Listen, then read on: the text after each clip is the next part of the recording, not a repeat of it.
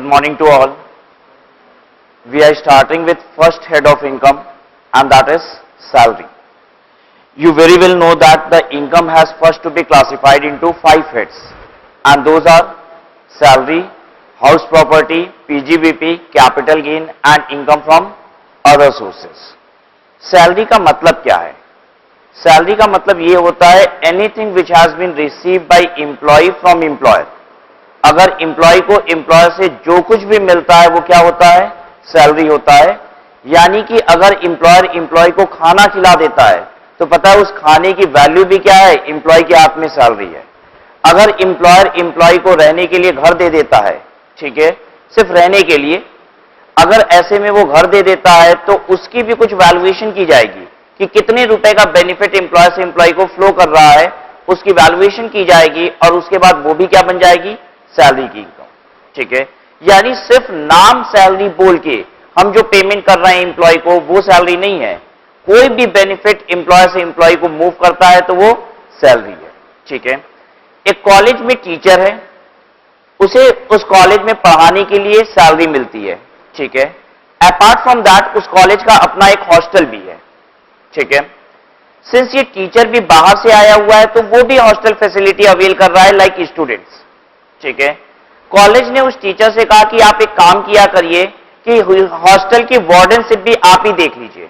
मतलब शाम को जब हॉस्टल बंद होता है तो एक बार सभी बच्चों की अटेंडेंस ले लिया करिए, देख लिया करिए सारे बच्चे हॉस्टल में है कि नहीं है, और उसके बाद आप अपना रजिस्टर क्लोज करने के बाद हॉस्टल में रहा करिए. ठीक है, यानी उसे वार्डनशिप का भी काम करना है इन हॉस्टल. कॉलेज उसके लिए भी उसे पेमेंट करता है उस टीचर को. ये जो पेमेंट वार्डनशिप के लिए आ रही है ये कौन सी इनकम है? ये भी सैलरी है, क्योंकि ये भी पेमेंट कहां से मिल रही है? एम्प्लॉयर से. क्लियर है बात सबको? तो एम्प्लॉयर से एम्प्लॉय को जो भी पेमेंट आती है वो सैलरी की इनकम होती है. What you need to check whether the relationship is of employer and employee और नॉट. ठीक है, चलिए शुरू करते हैं. Relationship of the receiver with payer. Receiver और पेयर में क्या रिलेशनशिप होना चाहिए ताकि आप एक इनकम को क्या कह सकें? सैलरी.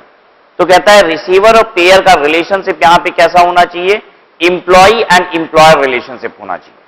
ठीक है, relationship of the receiver with payer income under the head salary is taxable only if the employer employee relationship between payer and payee, and this relation is said to exist only if there is control over the method of doing the work of other person.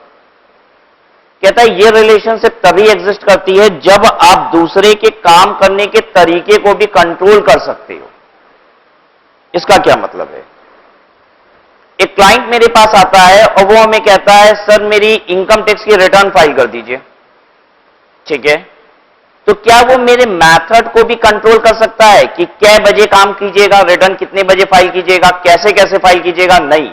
सिर्फ वो हमें task assign कर सकता है. कोई भी मेरे पास client आता है कि ये काम कर दीजिएगा. लेकिन पता है वही इनकम टैक्स रिटर्न जब हम अपने एम्प्लॉय से फाइल करवाते हैं तो हम क्या उसे बोलते हैं? देखो ये रिटर्न कल दोपहर 12 बजे तक फाइल हो जानी चाहिए, ऐसे ऐसे फाइल करना, ये एग्जेम्पशन क्लेम कर लेना, ये डिडक्शन मिलेगी, इन सब बातों का ख्याल रखना.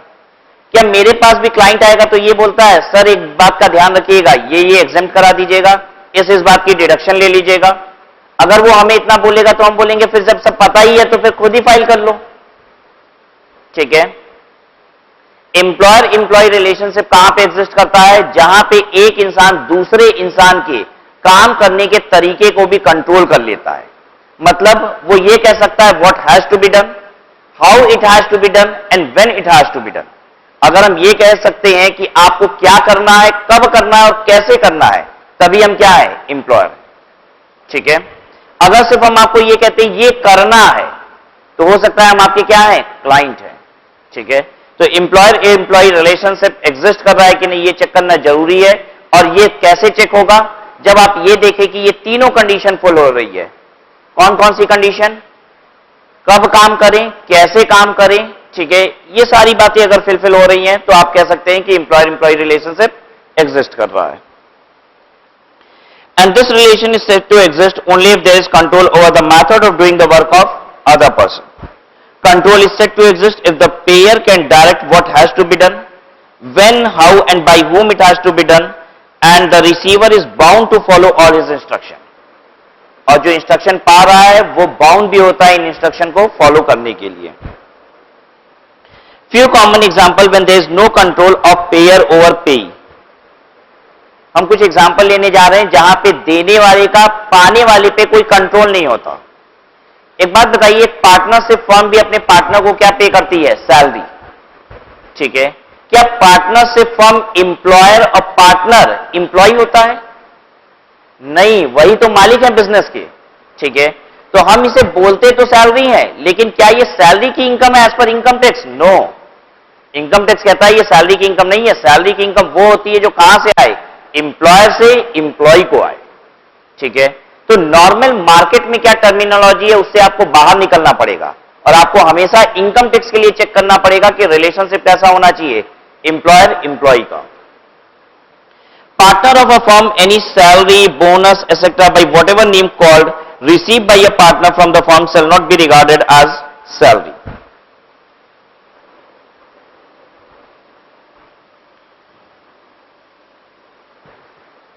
एक फर्म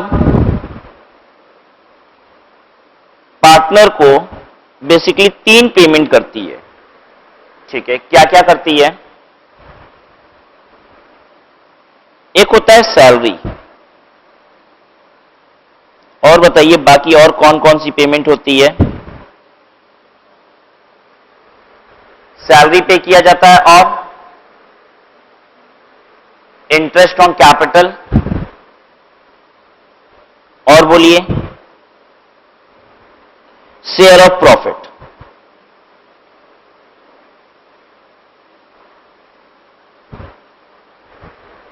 आपने अगर अकाउंटिंग पढ़ी होगी, पार्टनरशिप किया होगा, तो आपने देखा होगा कि आप 3 चीजें पार्टनर को देते हो फर्म से। क्या क्या देते हो? इंटरेस्ट ऑन कैपिटल देते हो, सैलरी देते हो, और शेयर ऑफ प्रॉफिट देते हो, ठीक है। अगर एक फर्म अपने पार्टनर को शेयर ऑफ प्रॉफिट देती है, वो प्रॉफिट देती है जिसपे ऑलरेडी किसने पे कर रखा है? टैक्सेस। फर्म ने पे कर रखा है टैक्सेस, तो आपने ऑलरेडी एग्जेम्प्ट इनकम में ये बात पढ़ी है कि ये शेयर ऑफ प्रॉफिट पार्टनर के हाथ में क्या होगा? एग्जेम्प्ट, ठीक है। तो चलिए ये क्या है? This is exempt, the share of profit is exempt,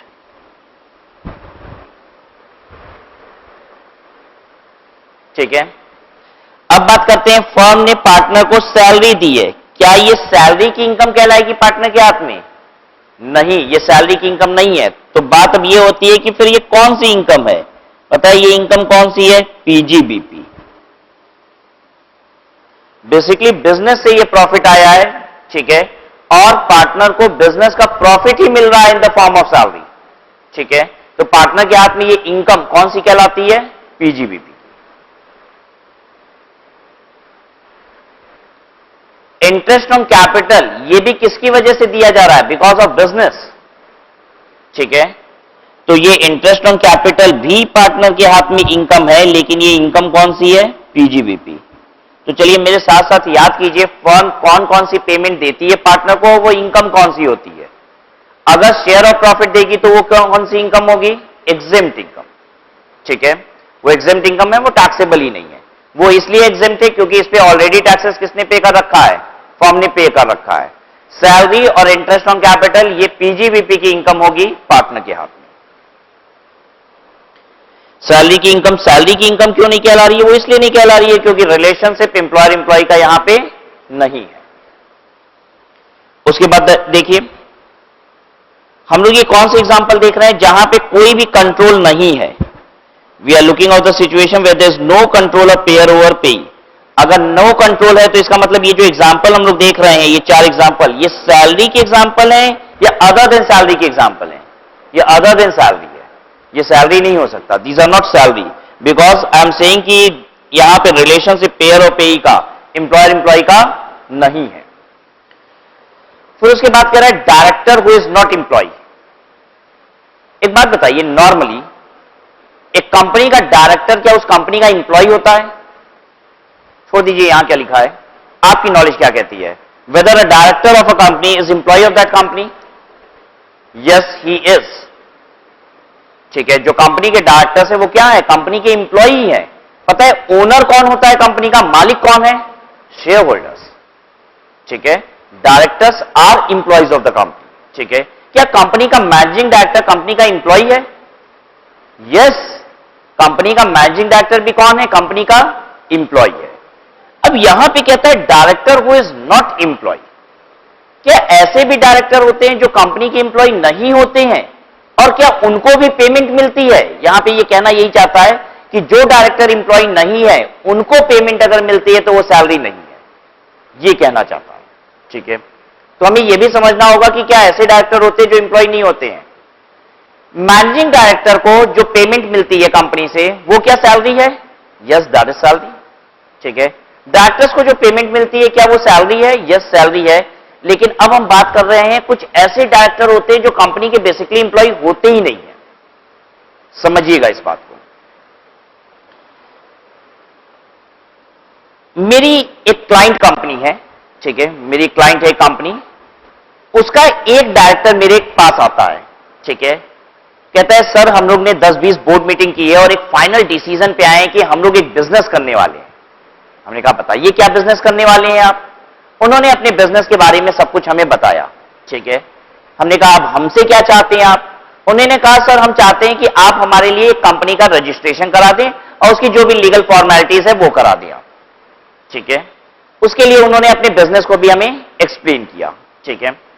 जब उन्होंने सारी बात एक्सप्लेन कर ली तो I said why are you going for this business X? उन्होंने एक बिजनेस का नाम लिया कि हम ये बिजनेस करेंगे, जो मान लीजिए बिजनेस एक्स की बात कर रहे थे। I told them do not go for business x, आपके लिए ज्यादा अच्छा पता है क्या है? बिजनेस वाई, ठीक है। उसने पूछा भी सर ऐसा क्यों कह रहे हैं? हमने कहा देखिए बिजनेस वाई आपके एग्जिस्टिंग बिजनेस जेड से रिलेटेड है, ठीक है, तो आपको मार्केटिंग का एफर्ट कम लगाना पड़ेगा। दूसरी बात, इस समय अगर आप वाई बिजनेस में जाते हैं तो गवर्नमेंट ने इस बिजनेस की इनकम को टैक्स फ्री कर रखा है 5 सालों के लिए, तो आपको टैक्सेशन बेनिफिट होगा। दूसरी बात, वाई प्रोडक्ट रेडी करने के लिए जो आपको इंपोर्टेड मटेरियल चाहिए, गवर्नमेंट ने इसकी कस्टम ड्यूटी माफ कर रखी है इस समय, यह भी बताया हमने उनको। उन्होंने जब इतनी बात सुनी तो कहा अच्छा एक्स से तो ज्यादा बेहतर सचमुच वाई रहेगा। लेकिन वो अकेला डायरेक्टर मेरे पास आया था ना, उनके डायरेक्टर्स 8-10 डायरेक्टर्स हैं जो मिलकर डिसाइड किए थे किसके लिए? बिजनेस एक्स के लिए, ठीक है। वो मेरे पास सिर्फ और सिर्फ इसलिए आया था कि हम उनकी कंपनी रजिस्टर करा दें, वो हमसे ये समझने नहीं आए थे कि ये बिजनेस करना है कि नहीं, ठीक है। वो तो हमें एक्सप्लेन किए, तो हम उनके बिजनेस को समझ रहे थे, इसलिए उनको ये राय दिए कि आप ऐसा कर लीजिए बिजनेस वाई। वो मेरी बात सुनता है और कहता है कंपनी का रजिस्ट्रेशन अभी होल्ड पे रखिए, अभी नहीं कराइएगा, मैं वापस आता हूं आपके पास। दौड़ते हुए जाता है वापस से कंपनी में और डायरेक्टर्स की मीटिंग बुलाता है और उसमें बोलता है कि हम राज सर के पास गए थे और उन्होंने ऐसा ऐसा बताया हमें। सभी डायरेक्टर कहते हैं वाह क्या बात बताई राज जी ने, हम लोग कौन सा बिजनेस करेंगे? हम लोग यही बिजनेस करेंगे, बिजनेस वाई। और फिर वो लोग एक चीज और डिसाइड करते हैं कि हम लोग 10-10 मीटिंग किए थे, 5-5, 6-6 घंटे की मीटिंग करते थे, उसके बाद ये डिसाइड किए कि हमें एक्स बिजनेस करना चाहिए। और 2 मिनट में राज जी ने हम लोग का सारा डिसीजन चेंज कर दिया और क्या बोला? बिजनेस वाई कीजिए।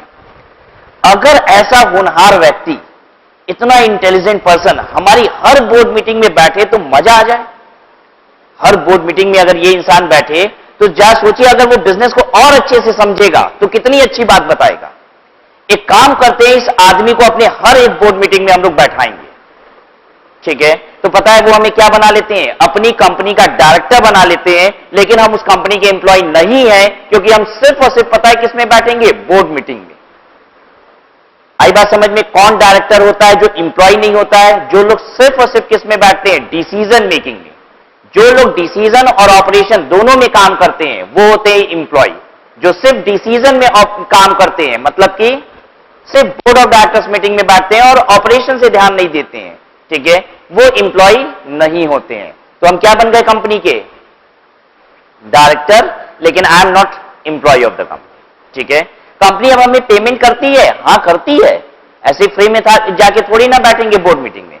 कंपनी हमें पेमेंट करेगी और जो कंपनी हमें पेमेंट करेगी क्या वो सैलरी की इनकम होगी? नहीं, क्योंकि वो कंपनी मेरी इंप्लॉयर नहीं है, ठीक है। अब जो कंपनी ने हमें पेमेंट किया वो कौन सी पेमेंट है? उसी की चर्चा यहां पे हो रही है, वो इनकम फ्रॉम अदर सोर्सेस है। क्लियर है बात? अच्छा, बाकी जो उनके 7-8 डायरेक्टर और थे, हमने बताया था ना, उनको भी तो पेमेंट मिलती है कंपनी से, उनके हाथ में वो इनकम कौन सी है? सैलरी की इनकम। क्लियर है बात? अब आपको हम बताते हैं कि ये जो director who is not employee, इनको हम लोग लेमैन भाषा में, आम बोलचाल की भाषा में पता है क्या बोलते हैं? Part time director. पता नहीं आपने ये टर्म कभी सुना है कि नहीं, इन्हीं को बोला जाता है पार्ट टाइम डायरेक्टर। ठीक है, तो बेसिकली कंपनी में अगर डायरेक्टर है तो वो इधर मैनेजिंग डायरेक्टर होगा, एमडी, या फिर होगा वो whole time director. Whole time director किसे कहते हैं? जो लोग ऑपरेशन में भी काम करते हैं, मतलब वहां पे बैठ के डिसीजन मेकिंग भी करते हैं और फिर काम भी एग्जीक्यूट भी कराते हैं। ठीक है, और पार्ट टाइम डायरेक्टर वो होते हैं जो सिर्फ किस में पार्टिसिपेट करेंगे? Only in decision making. ठीक है, सिर्फ ऐसा ही नहीं है, आज हर एक कंपनी अपने ब्रांड एम्बेसडर को भी पता है पार्ट टाइम डायरेक्टर बना लेती है। क्या कहना चाहते हैं समझिएगा। जैसे डाबर च्यवनप्राश, इसका ऐड अमिताभ बच्चन करते हैं। पता है अमिताभ बच्चन डाबर च्यवनप्राश के ब्रांड एम्बेसडर हैं और उस कंपनी के पार्ट टाइम डायरेक्टर भी हैं। पता है कंपनी इनको पार्ट टाइम डायरेक्टर क्यों बना लेती है? कहती है अमिताभ बच्चन जब ऐड करते हैं च्यवनप्राश का तो उसमें बताते हैं कि इस च्यवनप्राश को खाने से अमिताभ बच्चन जैसी स्टेमिना आ जाएगी। ठीक है, 70-75 साल की उम्र में भी वो डांस कर सकेगा इंसान। ठीक है, अमिताभ बच्चन में स्टेमिना है कि नहीं है? ये बात सबको ही जानता है स्टेमिना। ठीक है, अगर ये बात सचमुच जनता भी मान ले कि वो च्यवनप्राश खाने से आई है तो निश्चित है च्यवनप्राश की सेल इंक्रीज हो जाएगी। ठीक है, डाबर कंपनी को सिर्फ च्यवनप्राश नहीं बेचना है, उसे ये जानना भी है कि अमिताभ बच्चन में ऐसी स्टेमिना कहां से आई है। अगर उनसे कुछ खास बात पता चल जाए तो हम भी अपने डाबर च्यवनप्राश में वो चीज डाल दें। ठीक है, तो वो अपनी हर मीटिंग में अमिताभ बच्चन को बैठाते भी हैं। ठीक है, ये बात जितनी भी ब्यूटी क्रीम के प्रोडक्ट्स वगैरह होते हैं, ठीक है, एक एक्ट्रेस क्या कर रही है? उसे इंडोर्स कर रही है, उसको प्रमोट कर रही है, तो वो क्या करते हैं? ऐसी एक्ट्रेसेस को अपनी बोर्ड मीटिंग में भी बैठाते हैं। कहते हैं आप बैठिए और बताइए आप इतनी सुंदर कैसे हैं। आपकी सुंदरता का राज अगर हम अपनी क्रीम में भी डाल देंगे तो उससे क्या होगा? हमारी क्रीम भी तो इंप्रूव करेगी। ठीक है, तो you'll find कि इस तरीके से जितने भी ब्रांड इंडोर्सर है वो भी उस कंपनी के क्या है? पार्ट टाइम डायरेक्टर है। क्लियर है सबको? तो पार्ट टाइम डायरेक्टर क्यों बनाए जाते हैं? Only for board meetings. ठीक है, member of parliament, who are member of parliament? Member of parliament क्या है? हर कोई अपनी अपनी कंस्टिट्यूएंसी से इलेक्शन जीत के आया है। ठीक है, वेदर वो रूलिंग गवर्नमेंट फॉर्म किया या फिर नहीं किया, हर इलेक्टेड मेंबर अपनी अपनी कंस्टिट्यूएंसी का जो सेंट्रल गवर्नमेंट इलेक्शन के लिए कंटेस्ट किया था वो कौन है? Member of parliament. ठीक है, मेंबर ऑफ पार्लियामेंट जितने भी हैं ये अपने आप को कहते हैं कि हम सरकार हैं, हम सरकारी नौकर नहीं हैं, हम क्या हैं? सरकार हैं। अगर ये अपने आप को सरकारी नौकर कहते, ठीक है, तो पता है इनको जो पेमेंट मिलती वो क्या बन जाती? सैलरी। इन्होंने अपने लिए जो कानून बनाया है वो ये कहा है कि हम जो मेंबर्स हैं, members of parliament, we are government, we form government. ठीक है, and therefore payment receive by us is not salary, क्योंकि हमारे कोई एम्प्लॉयर नहीं है, वी आवरसेल्फ आर गवर्नमेंट। अगर वो अपने आप को एमपीज क्या बोलते? गवर्नमेंट एम्प्लॉय, सरकारी नौकर बोलते, तो ऐसे में क्या होता? इनको जो पेमेंट आती वो सैलरी की इनकम होती। ठीक है, आईओएस, तो ये भी क्या है? Income from other sources. ध्यान दीजिएगा, आप लेमन भाषा में यही बोलते हैं कि एमपी की सैलरी कितनी है? इतनी है, 1,75,000 रुपए महीना। लेकिन वो भले सैलरी बोली जाती है, वो सैलरी की इनकम है? नहीं। क्यों नहीं है? क्योंकि वो गवर्नमेंट इंप्लॉय नहीं है, दे देमसेल्फ आर गवर्नमेंट। ठीक है, गेस्ट लेक्चरर, गेस्ट लेक्चरर का मतलब क्या होता है? आप एक्स कॉलेज में जॉब करते हैं और लेक्चर देने कहां जा रहे हैं? वाई कॉलेज में। अगर आप एक्स कॉलेज में जॉब करते हैं और वाई कॉलेज में लेक्चर देने जा रहे हैं तो ऐसे में आप दूसरे कॉलेज के एम्प्लॉय नहीं है, तो आपको जो भी पेमेंट आएगी वो कौन सी इनकम होगी? Income from other sources.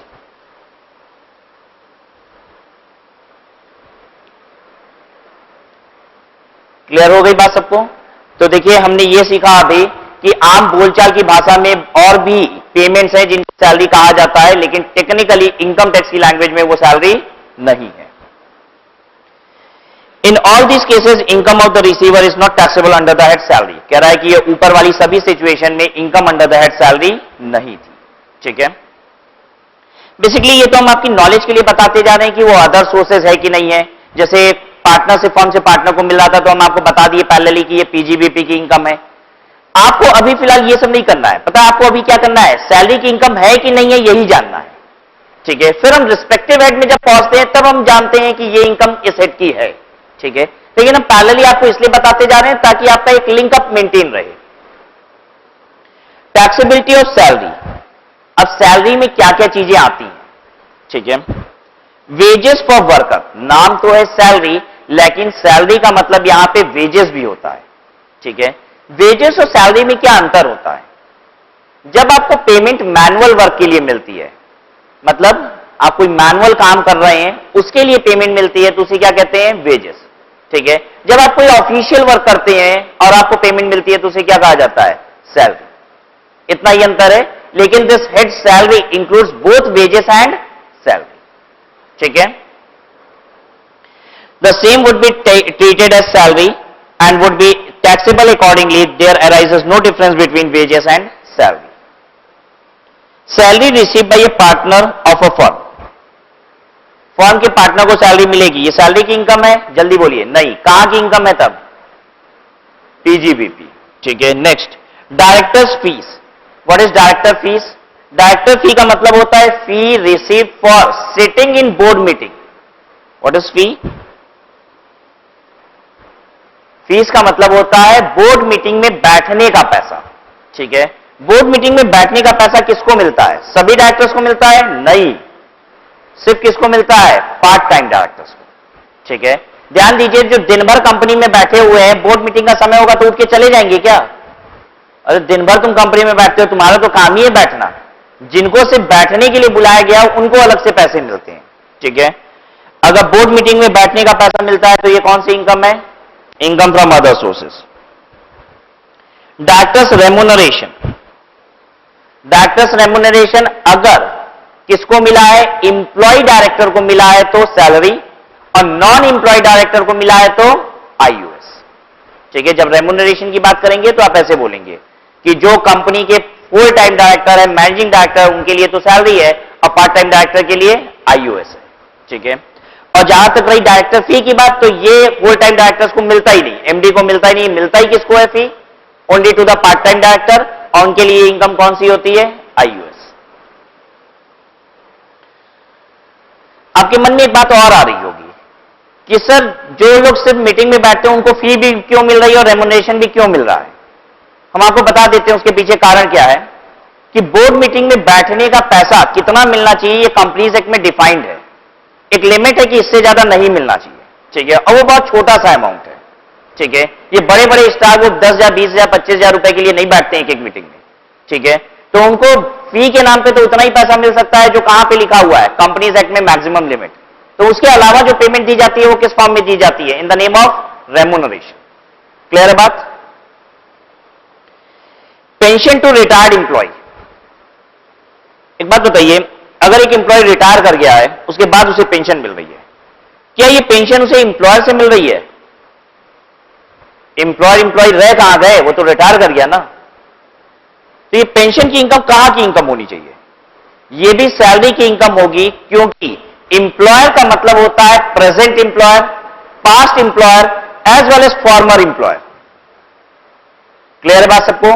तो इंप्लॉयर इंप्लॉय रिलेशनशिप में इंप्लॉयर का मतलब क्या है, इंप्लॉयर का मतलब आज का इंप्लॉयर। ठीक है, एज ऑन डेट जो इंप्लॉयर है। दूसरा पास्ट इंप्लॉयर, पहले इंप्लॉयर था, या फिर फॉर्मर इंप्लॉयर, इंप्लॉयर बनने वाला है आपका। अगर उससे पेमेंट आती है तो इंप्लॉय के हाथ में क्या है, वो सैलरी। ठीक है, तो पेंशन बताइए कैसे सैलरी की इनकम बन जा रही है, वो इसलिए बन जा रही है क्योंकि ये पेमेंट किससे आ रही है, पास्ट इंप्लॉयर से। ठीक है, pension to legal heir of the deceased employee, अगर इंप्लॉय की डेथ हो जाती है और इंप्लॉयर पास्ट इंप्लॉयर पेंशन किसको देने लग जाता है, इंप्लॉय के वाइफ को या फिर इंप्लॉय के बच्चे को। ठीक है, तो वो इंप्लॉय का बच्चा भी क्या इंप्लॉय है, नहीं। तो ऐसे केस में इंप्लॉय के लीगल हेयर को अगर पेमेंट आती है तो ये इनकम कौन सी कहलाएगी? Income from other sources. Clear है बात सबको? पेंशन अगर इंप्लॉय को मिली तो सैलरी, लेकिन अगर पेंशन इंप्लॉय के लीगल हेयर को मिली तो ऐसे में ये क्या बन जाएगा? ये बन जाएगा income from other sources. Remuneration paid to teacher of any university college. एक टीचर को रेमुनेशन मिलती है अपने कॉलेज से तो वो सैलरी होती है, लेकिन अगर किसी दूसरे कॉलेज का पेपर सेट करने के लिए, वहां पे जाके इन्विजिलेशन करने के लिए, या फिर दूसरे कॉलेज की कॉपी चेक करने के लिए, एग्जामिनेशन कॉपी चेक करने के लिए पैसे मिलते हैं, या फिर गेस्ट लेक्चर देने के लिए पैसे मिलते हैं, तो ये सब क्या है? Income from other sources. Repeat कर देते हैं अपनी बात। अपने कॉलेज में पढ़ाते हैं, जो पेमेंट आती है वो सैलरी है, ठीक है। अपने कॉलेज का एग्जामिनेशन पेपर सेट करते हैं, पेमेंट आती है, सैलरी है। अपने कॉलेज में इन्विजिलेशन करते हैं, अलग से पैसा मिल जाता है, सैलरी है। अपने कॉलेज में हम एग्जामिनेशन की कॉपी चेक करते हैं अपने ही कॉलेज के बच्चों की, अगर पेमेंट अलग से मिलता है तो वो सैलरी है। किसी दूसरे कॉलेज के लिए यही सभी काम करते हैं तो वो क्या है? इनकम फ्रॉम अदर सोर्सेस, क्योंकि ये पेमेंट इंप्लॉयर से नहीं आ रही है, ठीक है ये बात। Voluntary retirement payment by employer to employee. अगर इंप्लॉयर इंप्लॉय को वॉलंटरी रिटायरमेंट पेमेंट करता है, व्हाट इज वॉलंटरी रिटायरमेंट? कभी कभी ऐसा होता है कि मेरा बिजनेस ग्रो नहीं कर रहा है, ठीक है, मेरे बिजनेस में डाउनफॉल आ रहा है, तो मेरे पास जो नंबर ऑफ एम्प्लॉयज है वो हमें अधिक लगने लग गए हैं, हमें लगता है कि अब ये बर्डन हो रहा है, इनकी सैलरी हम बियर नहीं कर पा रहे, ठीक है। तो हम ऐसे केस में एम्प्लॉयज से अपने कहते हैं कि आप एक काम करो, कुछ एम्प्लॉयज निकल जाओ, मेरे पास 100 एम्प्लॉय है, हमें रिक्वायरमेंट सिर्फ 75 की है, ठीक है। 100 हो क्यों गए? क्योंकि अभी मेरा पीक सीजन चल रहा था तो हमने एम्प्लॉय ज्यादा ले लिए थे। अब मेरा सीजन चल नहीं रहा है और बेसिकली बिजनेस धीरे धीरे डाउनफॉल पे आ रहा है, तो हमने सोचा 25 एम्प्लॉय को हटा देते हैं, काम भी नहीं है उतना। अगर हम 25 एम्प्लॉय को हटाना चाहते हैं तो मेरे पास क्या रास्ते हैं? एक तो रास्ता है कि उनको निकाल दो, सीधे बोलो कि तुम 25 लोग निकल जाओ, इसे कहा जाता है रिट्रेंचमेंट, ठीक है। जब हम पॉइंट आउट करते हैं कौन कौन निकलेगा तो उसे क्या कहा जाता है? रिट्रेंचमेंट। कभी कभी कंपनी इस काम को शांतिपूर्वक करना चाहती है, ठीक है, तो ऐसे में कंपनी क्या कहती है? वॉलंटरी रिटायरमेंट ऑप्शन देती है, कहती है अपने से 25 लोग रिटायर हो जाओ, हम आपको पेमेंट भी दे देंगे कुछ, ठीक है। पेमेंट कंपनी इसलिए दे रही है कि एक ही बार ना देना होगा, हर महीने जो सैलरी देते हैं उससे तो कम से कम क्या होंगे? बच जाएंगे, ठीक है। तो what is voluntary retirement? Voluntary retirement का मतलब है इंप्लॉय को ऑफर दिया गया है कि आप वॉलंटरली अपने मन से रिटायर हो जाइए, ठीक है। वॉलंटरी रिटायर होने के लिए जो पेमेंट मिला इंप्लॉय को वो क्या है? सैलरी, ठीक है। Remuneration to MP MLA, members of parliament और मेंबर ऑफ लेजिस्लेटिव असेंबली, इनको भी सैलरी मिलती है, रेमुनेशन मिलती है, लेकिन ये इनकम कौन सी है इनके लिए? आईयूएस की है। Reason being they are not government employees, they themselves are government, ठीक है। आइए अब आगे बढ़ते हैं। एम्प्लॉयर इंक्लूड्स, एम्प्लॉयर कौन है? फॉर्मर भी हो सकता है, प्रेजेंट भी हो सकता है, प्रोस्पेक्टिव भी हो सकता है।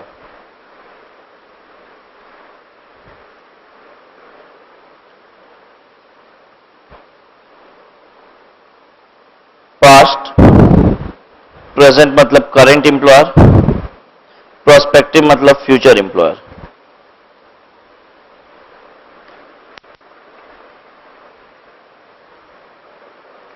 पास्ट एम्प्लॉयर तो आपको समझ में आ रहा है, अब ये फ्यूचर एम्प्लॉयर का मतलब क्या है?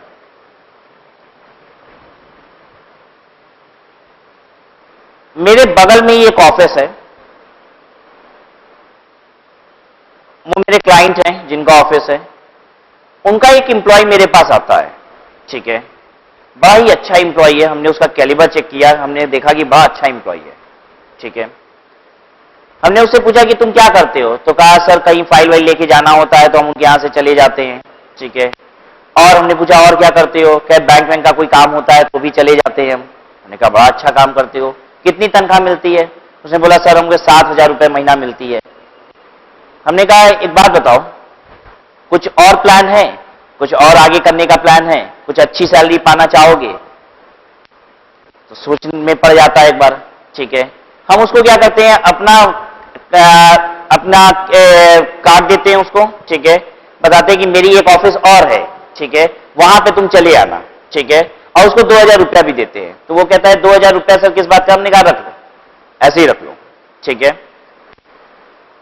अब वो कुछ समय बाद, मतलब 10 दिन 15 दिन बाद, हमने जिस ऑफिस में उसको बुलाया था वो आता है मेरे पास, ठीक है, और हम उसको 10,000 रुपया ऑफर करते हैं और वो मेरे साथ काम करना शुरू कर देता है, ठीक है।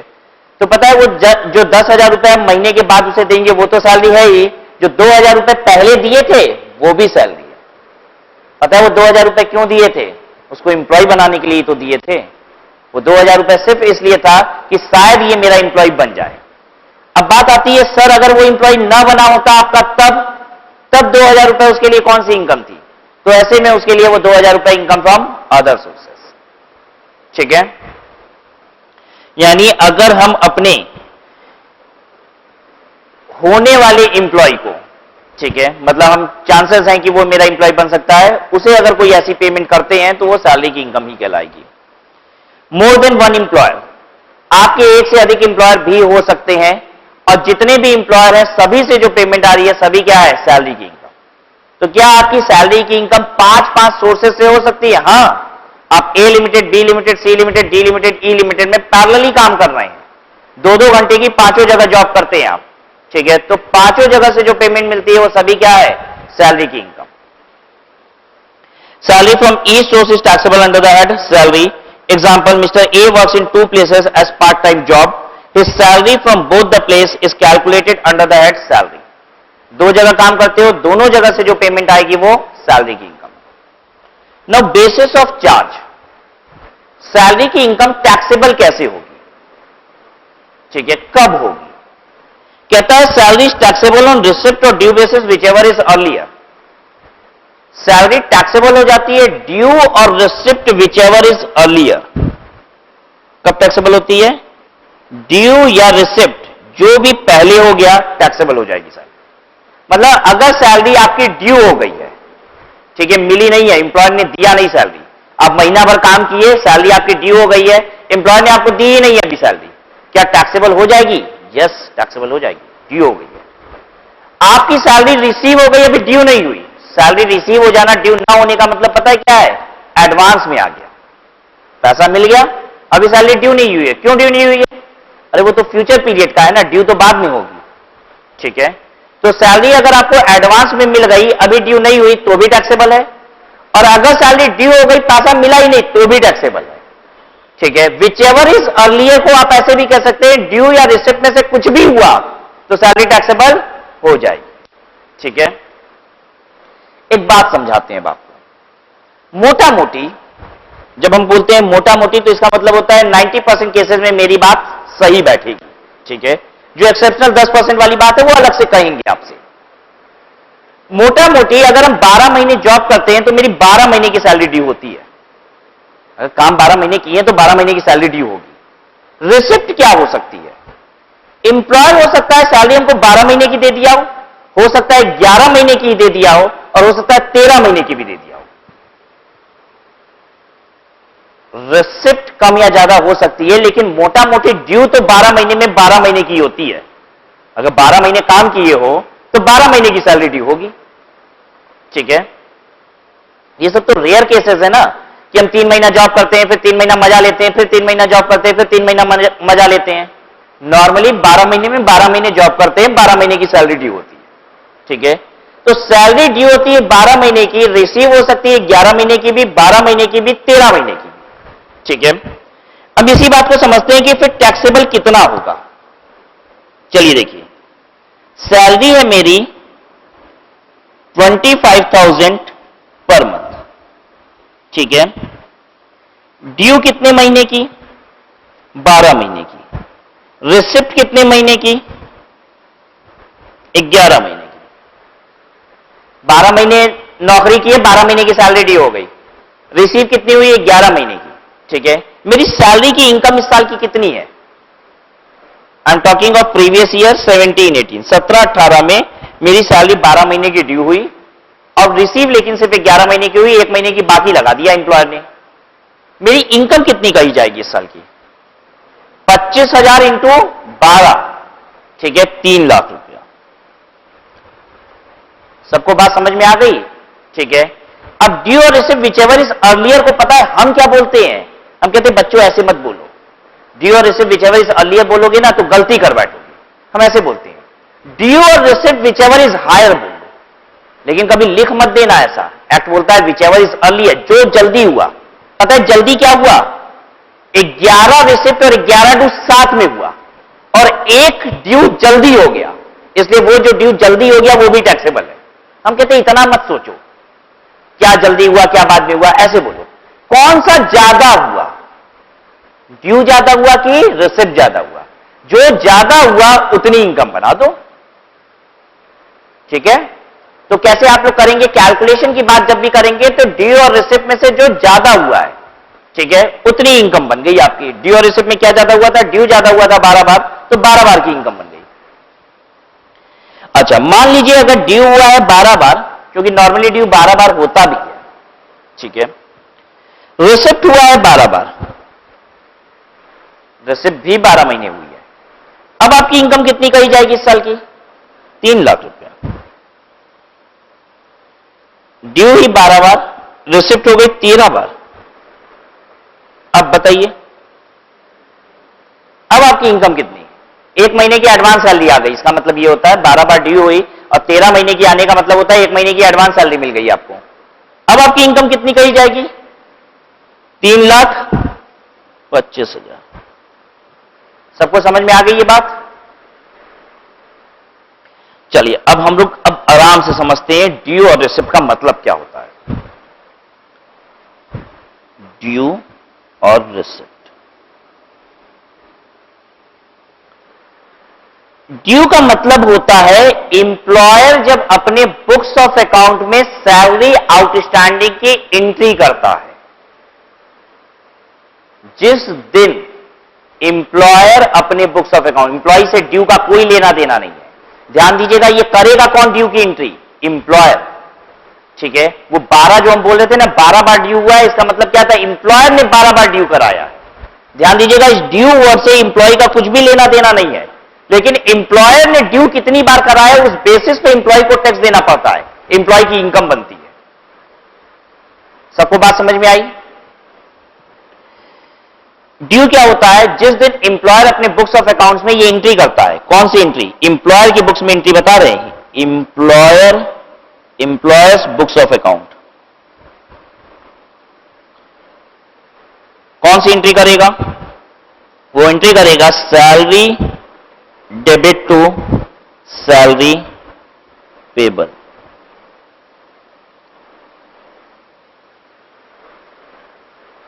सबको बात समझ में आई कि एम्प्लॉयर ने salary debit to salary payable ये एंट्री कब की है। ठीक है, and what is this receipt, इस रिसिप्ट का मतलब होता है एम्प्लॉयर की पेमेंट। इस रिसिप्ट का मतलब क्या होता है, एम्प्लॉयर की पेमेंट। और आप भी मोटा मोटी ये बात समझते हैं कि एम्प्लॉयर की पेमेंट का मतलब ही क्या है, एम्प्लॉय को रिसीव हुआ है। ठीक है, अब आपको ये देखना है कि एम्प्लॉयर अब पेमेंट की एंट्री कब करता है, और पेबल की एंट्री क्या, पेमेंट की एंट्री क्या होती है, salary payable debit to bank.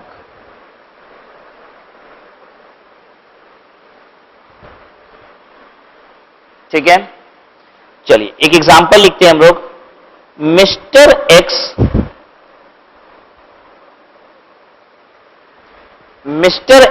Joint A limited on 1/5/2017। ठीक है, on salary of ₹30,000 per month.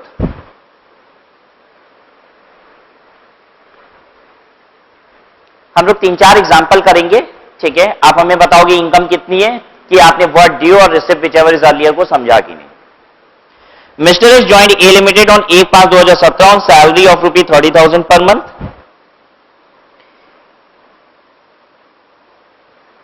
A limited क्या करता है अपनी बुक्स ऑफ अकाउंट में ये बता रहे हैं। Due salary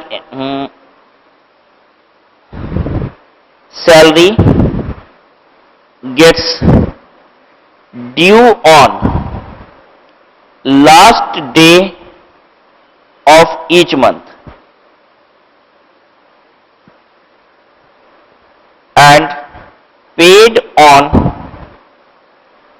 3rd day of next month. Calculate salary income of Mr. X for previous year 17-18.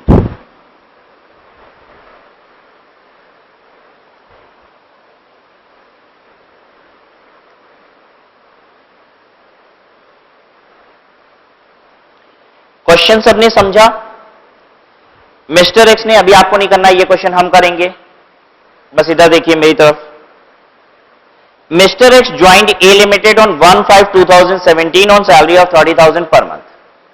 ठीक है, उसने जॉब ही कब ज्वाइन किया है? 1/5/2017 को। ठीक है, और सैलरी ड्यू कब होती है? Last day of each month. सबसे पहली बार सैलरी ड्यू कब होगी? हमको डेट बताइए। सबसे पहली सैलरी कब ड्यू होगी? हाँ, 31 मई 2017 सबसे पहली सैलरी यही ड्यू होगी। 1 मई को ज्वाइन किया है तो मई की आखिरी तारीख को सैलरी पहली वाली ड्यू होगी। सबसे पहली सैलरी ड्यू हुई 31 मई को। ठीक है, अब जल्दी से बताइए सबसे आखिरी सैलरी ड्यू कब होगी इन द प्रीवियस ईयर 17-18? 31 मार्च 2018।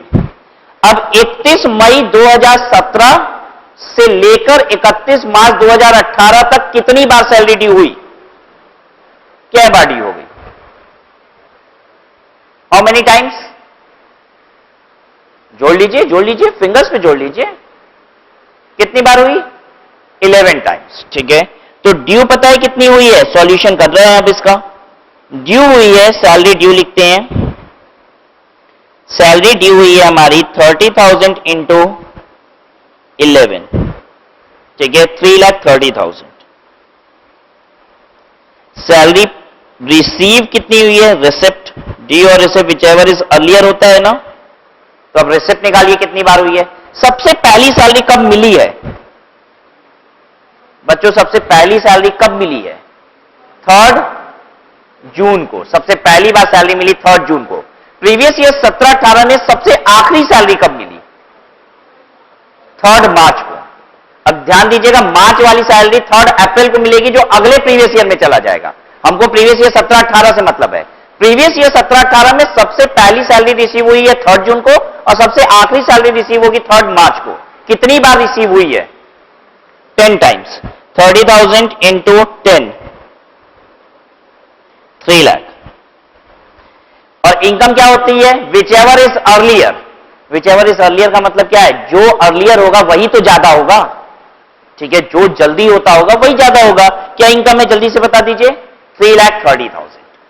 ठीक है, तो हम लोग अर्लियर नहीं बोलेंगे। जब कैलकुलेशन करेंगे ना तो हमेशा क्या बोलेंगे? हायर। हम लोग ड्यू निकालेंगे, रिसिप्ट निकालेंगे, जो ज्यादा होगा वो इनकम है। ठीक है, इनकम फ्रॉम सैलरी लिख दीजिए। Income from salary is equal to 3,30,000।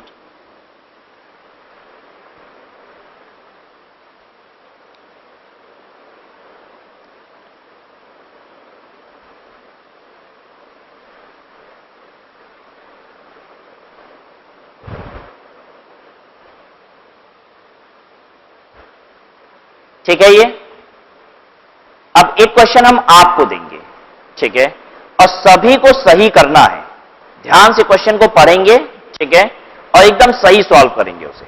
ठीक है, इस क्वेश्चन को हम थोड़ा सा इससे टेक्निकल बनाएंगे। भाई ये तो हमने कर ही दिया है, तो अब अगला क्वेश्चन थोड़ा सा इससे टेक्निकल होगा। निकालिए, बस इनकम ही तो निकालना है। कितना ड्यू हुआ, रिसिप्ट हुआ, बता दीजिए जो हायर है। लिखिए, एग्जाम्पल लिखिए पहले। Mister X joined A Limited on 1/5/17 on salary of rupees 25,000 per month. ठीक है,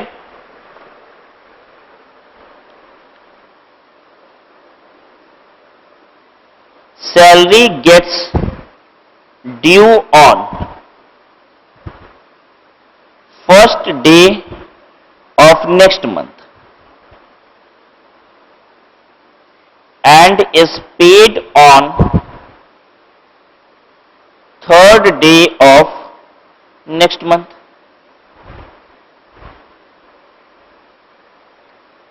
He left A Limited on, उसने A Limited में जॉब छोड़ दी. He left A Limited on 31st October 2017.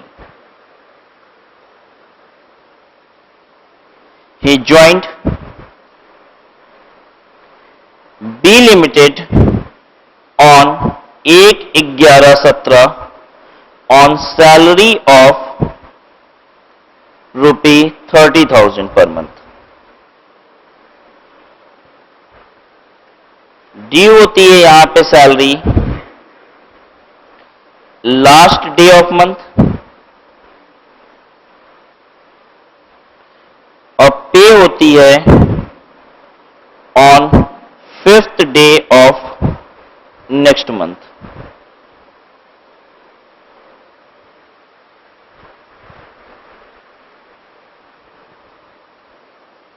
Calculate income from salary of Mr. X for PY 17-18. निकालिए 17-18 की income.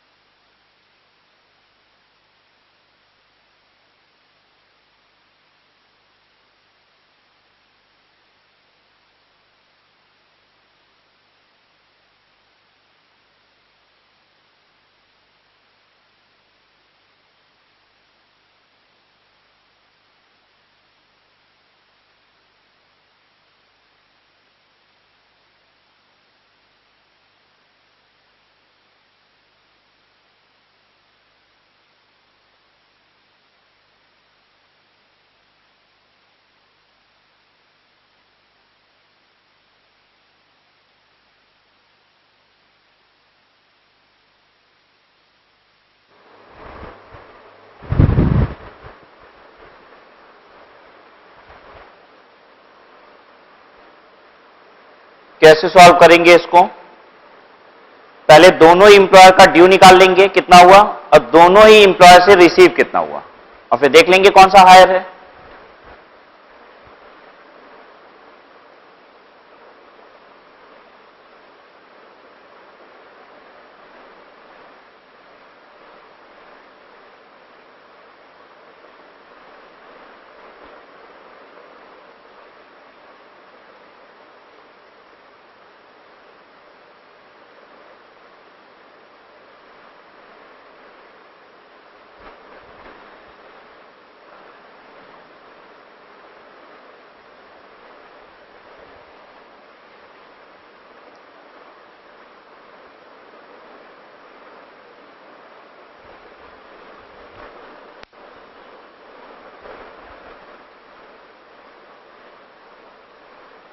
किया आपने? हो गया? चलिए देखिए हम लिखते हैं सैलरी ड्यू कितनी हुई है.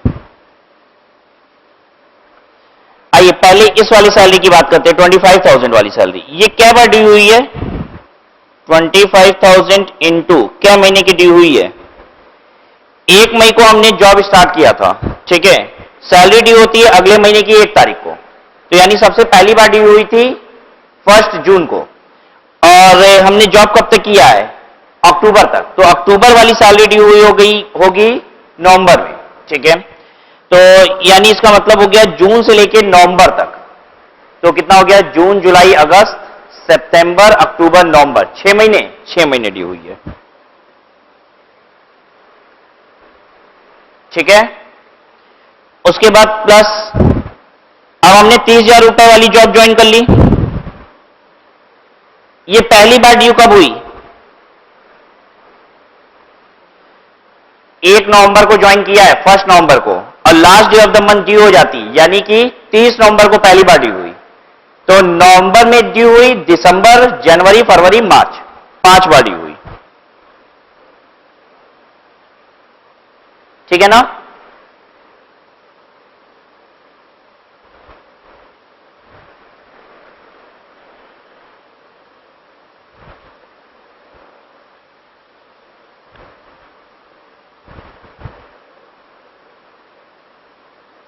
जून से लेकर नवंबर क्या महीना होता है, जून जुलाई अगस्त सितंबर अक्टूबर नवंबर, 6 महीना, ठीक लिखा है। कैलकुलेट कर लीजिए कितना हो गया,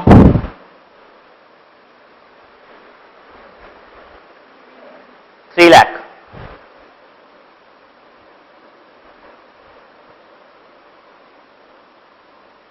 सैलरी रिसिप्ट कितना,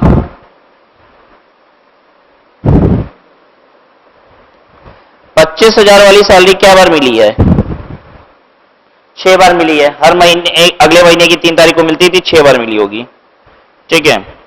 और ये 30,000 वाली सैलरी क्या बार मिली होगी, नवंबर में जॉब ज्वाइन की है तो पहली वाली सैलरी आई होगी दिसंबर में, ठीक है, तो दिसंबर, जनवरी, फरवरी, मार्च, 4 ही बार मिल पाई।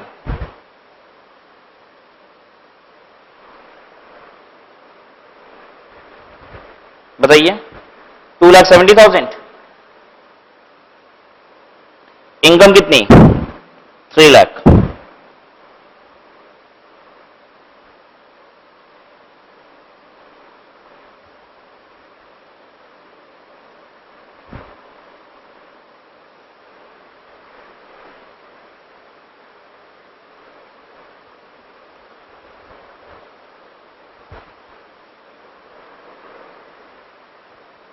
ठीक है, कितने लोगों ने एग्जैक्टली यही लिखा, ड्यू 3 लाख, रिसिप्ट फिर 270 और फिर सैलरी इनकम 3 लाख, कितने लोगों का एग्जैक्टली ऐसा ही आया,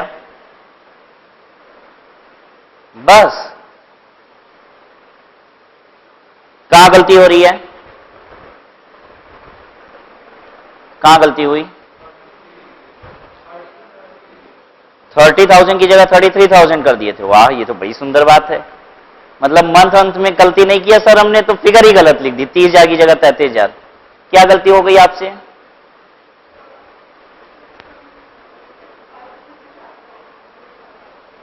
अच्छा अब समझ में आ गया, क्लियर है, ठीक है। अब परफेक्टली कॉन्फिडेंस है, सबको कर लेंगे सही।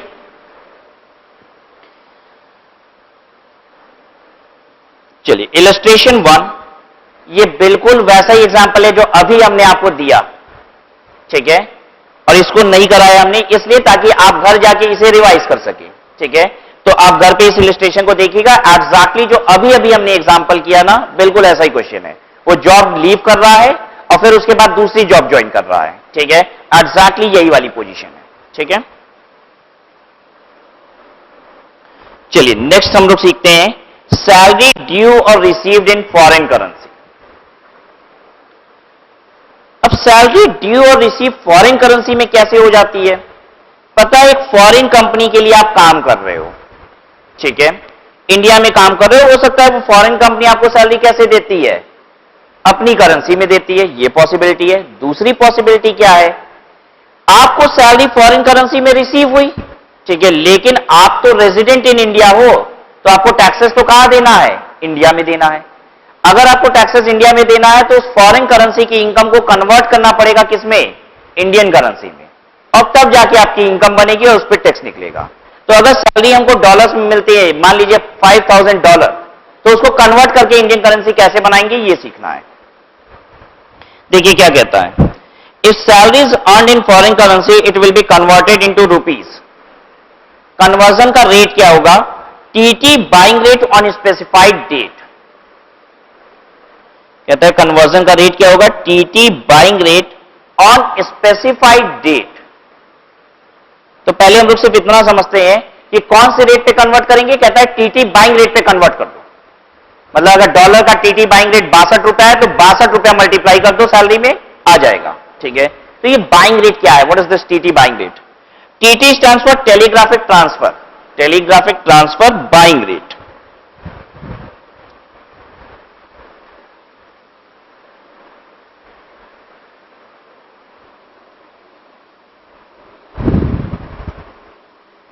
ये जो फॉरेन एक्सचेंज रेट होते हैं ये होते हैं two way quotes, these are two way coat.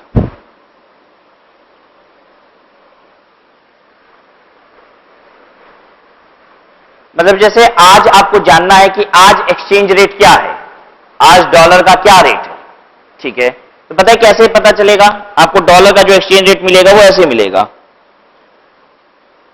64 रुपया 20 पैसा डैश 64 रुपया 70 पैसा।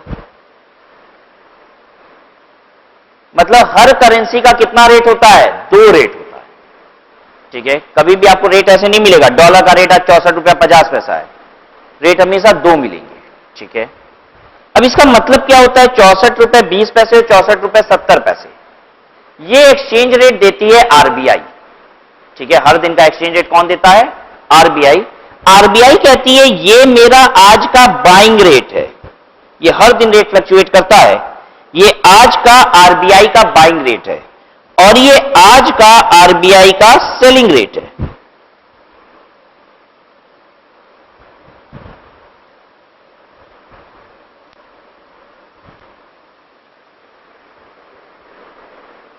आरबीआई कहती है कि आज अगर हम डॉलर खरीदेंगे तो 64 रुपया 20 पैसे का खरीदेंगे और अगर आज हम डॉलर बेचेंगे तो कितने का बेचेंगे, 64 रुपया 70 पैसा।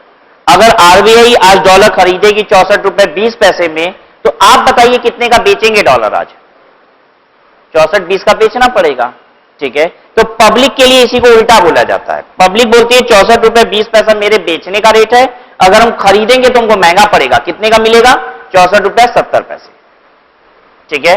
और ये जो एक्सचेंज डिफरेंस होता है यही क्या होती है, बैंक की इनकम होती है। क्लियर है सबको? तो buying rate and selling rate, इसी को बोला जाता है टीटी बाइंग रेट। ये रहा टीटी बाइंग रेट जो लिखा है, और इसी को बोलते हैं टीटी सेलिंग रेट, ठीक है। अब ये भी हम आपको बता दें, ये भी आम बोलचाल की भाषा है, फाइनेंस का वर्ड ये नहीं है। आपकी नॉलेज के लिए फाइनेंस का वर्ड यूज कर रहे हैं कि हो सकता है आपके एग्जाम में वो टेक्निकल वर्ड यूज कर ले, ये तो हम लोग आम बोलचाल की भाषा में बोलते हैं बाइंग रेट सेलिंग रेट, ठीक है। पता है इस रेट को क्या बोला जाता है, इसे बोला जाता है bid rate, this is called bid rate and this is called ask rate.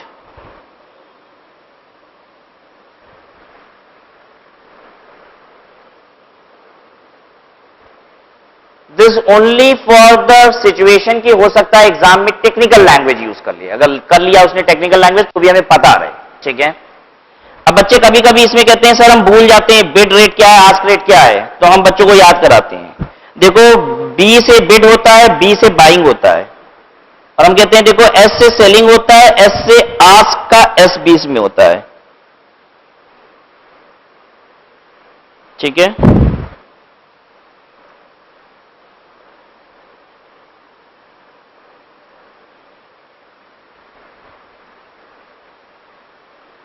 ऐसे याद रख लीजिएगा, ठीक है। तो you will find always two way quote. अब जल्दी से आप हमको ये बता दीजिए कि आप कौन से रेट पे कन्वर्ट करेंगे, क्या बताया गया है यहां पे, कन्वर्जन रेट कौन सा यूज होगा, टीटी बाइंग रेट, यानी ये वाले रेट पे आप करेंसी कन्वर्ट कीजिएगा, ठीक है। और हम आपको ये बता देते हैं कि आपकी सैलरी है $5000 और रेट देते हैं 64-20-64-70, तो आप मल्टीप्लाई किससे करेंगे, 64 रुपये 20 पैसे से। याद रखने का तरीका जो पहला वाला रेट होगा उससे मल्टीप्लाई करना है, ठीक है। अगली बात, कौन से दिन के रेट से मल्टीप्लाई करना है। रेट तो हमको समझ में आ गया कौन सा लेना है, लेकिन कौन से दिन का रेट लेना है, तो अब ये बता रहा है specified date. Last date of the month, ध्यान से सुनेंगे, last date of the month immediately preceding the month in which salary is due. बस अभी पूरी बात मत पढ़ना, ऑब्लिक करके जो लिखा है बस इतना पढ़ो। Last day of the month immediately preceding the month in which salary is due, बस last day of the month immediately preceding the month in which salary is due. जिस महीने में सैलरी ड्यू हुई है उससे प्रीसीडिंग महीने की आखिरी तारीख। समझ गए सब कोई। जैसे अगर मान लीजिए अगस्त की सैलरी ड्यू होती है सितंबर में, अगस्त की सैलरी, क्या बोल रहे हैं ध्यान से सुनिएगा, अगस्त की सैलरी पता है ड्यू कब होती है, ड्यू होती है ये 5 सितंबर को, अब पे होती है 7 सितंबर को, मान लीजिए ऐसा होता है, ठीक है। तो 7 सितंबर को आपको पे हुआ कितना, मान लीजिए $3000, ठीक है। अब ये $3000 को आपको कन्वर्ट करना पड़ेगा इंडियन करेंसी में, ठीक है। टू वे कोट आपको मिलेगा, पहला वाला रेट पकड़ लेंगे, कौन से दिन का पकड़ेंगे, डेट बताइए हमको, कौन से दिन का रेट चाहिए आपको।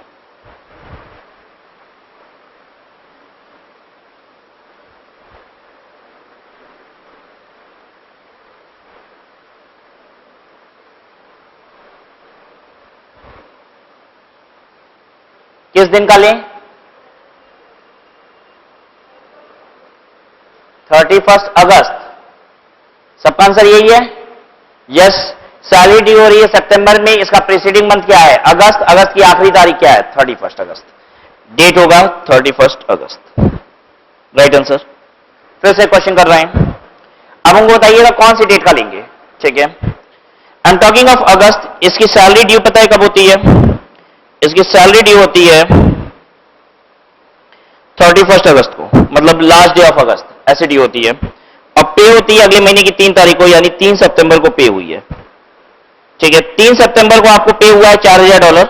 हम जानना चाहते हैं ये $4000 को हमें कन्वर्ट कराना है इंडियन करेंसी में, कौन से दिन का रेट लेना है। हाँ, 31 जुलाई। जिस महीने में सैलरी ड्यू हुई है उससे पहले वाले महीने की आखिरी तारीख 31 जुलाई पे कन्वर्ट होगा।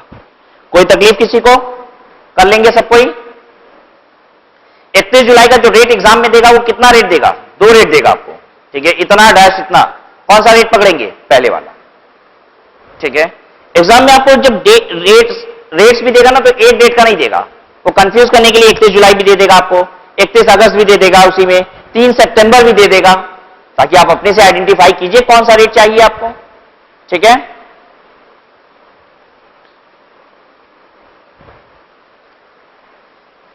अब आइए इस बात को समझते हैं। अगर सैलरी एडवांस में पे हुई है तो कैसे पढ़ेंगे, last day of the month immediately preceding the month in which salary is paid in advance. अब ड्यू वर्ड मत बोलना, अगर सैलरी पे हुई है, एडवांस में पे हुई है, तो क्या बोलता है, जिस महीने में सैलरी एडवांस में पे हुई है उससे प्रीसीडिंग मंथ की आखिरी तारीख। जैसे हम आपको यह कहते हैं मार्च की सैलरी आपको फेब में पे हो गई, मार्च की सैलरी आपको 15 फरवरी को पे हो गई, तो हम डेट कौन सा लेंगे, ये एडवांस सैलरी है, ठीक है। तो डेट कौन सा लें, 31 जनवरी। चेक करिए, देखिए, last day of the month immediately preceding the month in which salary is paid in advance. जिस महीने में पे हुई है एडवांस में, फरवरी में हुई है, ठीक है, उससे प्रीसीडिंग मंथ जनवरी, 31 जनवरी का रेट ले लेंगे, ठीक है। पेड इन एरियर, अब ये एक अलग चीज है कि last day of the month immediately preceding the month in which salary is paid in arrear. इस बात को समझते हैं, ये क्या कहना चाहता है।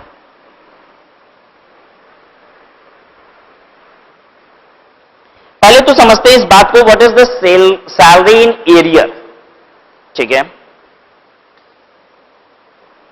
एक बात बताइए, अगर आपकी 12 महीने आपने ये काम किया है और 10 महीने की सैलरी आपको रिसीव हुई है, तो क्या 2 महीने की सैलरी जो रिसीव नहीं हुई है उसी को कहा जाता है सैलरी इन एरियर? नहीं, वो नहीं होता, उसे कहा जाता है आउटस्टैंडिंग सैलरी। और इनकम टैक्स में आउटस्टैंडिंग सैलरी का कोई मतलब ही नहीं है, कोई अस्तित्व ही नहीं है। रीजन बीइंग कि आपको सैलरी रिसीव हो जाए या ड्यू हो जाए, कुछ भी हो गया, टैक्सेबल तो हो ही गई। अगर 12 महीने की सैलरी ड्यू हो गई, 2 महीने की आउटस्टैंडिंग है, रिसीव नहीं हुई, तो क्या फर्क पड़ता है? इनकम टैक्स आउटस्टैंडिंग समझता ही नहीं है, वो तो सीधे 12 महीने पे टैक्स लगा ही देगा। ठीक है, नेक्स्ट ईयर वो 2 महीने जो आउटस्टैंडिंग सैलरी था वो आपको रिसीव हुआ, कोई फर्क पड़ेगा इससे? नहीं, अरे पिछले साल दे चुके थे टैक्स आप। तो एक बात अपने दिमाग में बैठाइए कि आउटस्टैंडिंग सैलरी जैसा कोई टर्मिनोलॉजी का कोई काम नहीं है इनकम टैक्स में। समझ में आ रही है बात सबको? तो what is this arrear? Arrear का मतलब होता है सैलरी बढ़ा दी गई है विथ रेट्रोस्पेक्टिव इफेक्ट, अब वो अब आपको मिलनी है, तो उसे कहा जाता है एरियर ऑफ सैलरी। समझाते हैं इस बात को।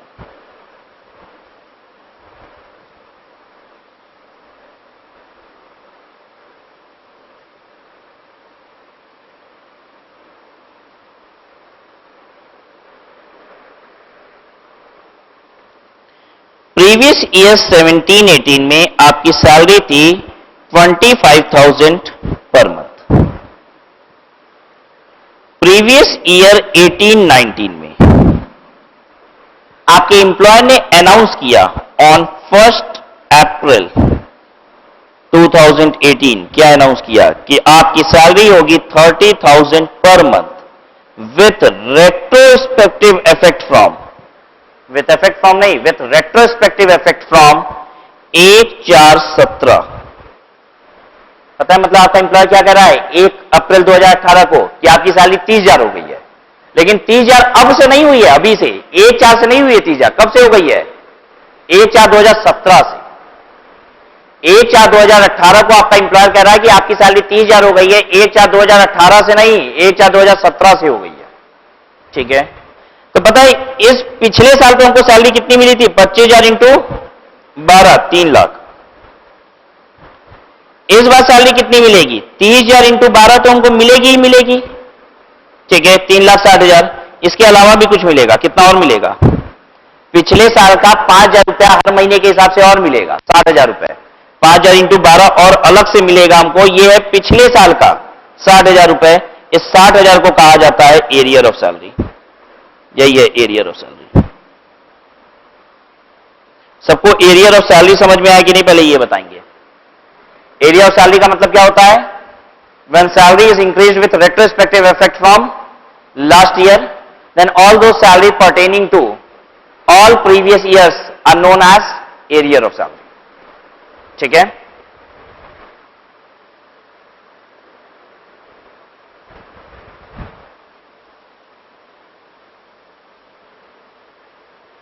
ये 3,60,000 को क्या बोलेंगे? ये सैलरी है। पिछले साल जो 3 लाख मिला था ये क्या था? ये भी सैलरी था। पिछले साल के रिस्पेक्ट में इस बार जो 60,000 रुपए मिल गया है वो है एरियर ऑफ सैलरी।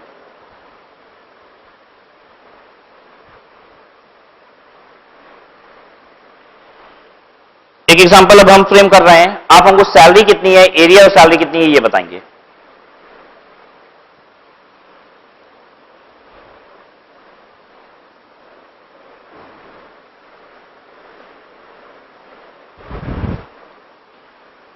क्वेश्चन लिखें, प्रीवियस ईयर 18-19 आपकी सैलरी है 30,000 पर मंथ। ठीक है, ऑन 1 जुलाई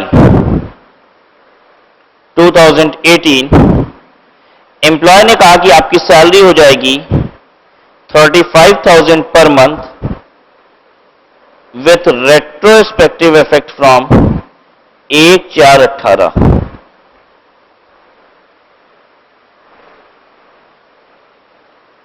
आपकी सैलरी कितनी थी? 30,000 रुपए महीना। 1 जुलाई 2018 को एम्प्लॉयर ने कहा कि आपकी सैलरी 35,000 रुपए हो जाएगी 1/4/2018 से। क्या महीने पहले से सैलरी रिवाइज की जा रही है? कितना महीने पहले से बात हो रही है? 3 महीने। ठीक है, 3 महीने की सैलरी समझिए 30,000 के रेट से दी गई, फिर एम्प्लॉयर ने कहा 35,000 देंगे, लेकिन पुराने 3 महीने का भी क्या करेंगे? 35,000 के हिसाब से हिसाब करेंगे। यह मतलब हुआ। ठीक है, जल्दी से बताइए इस साल की इनकम कितनी सैलरी की, एरियर ऑफ सैलरी कितना?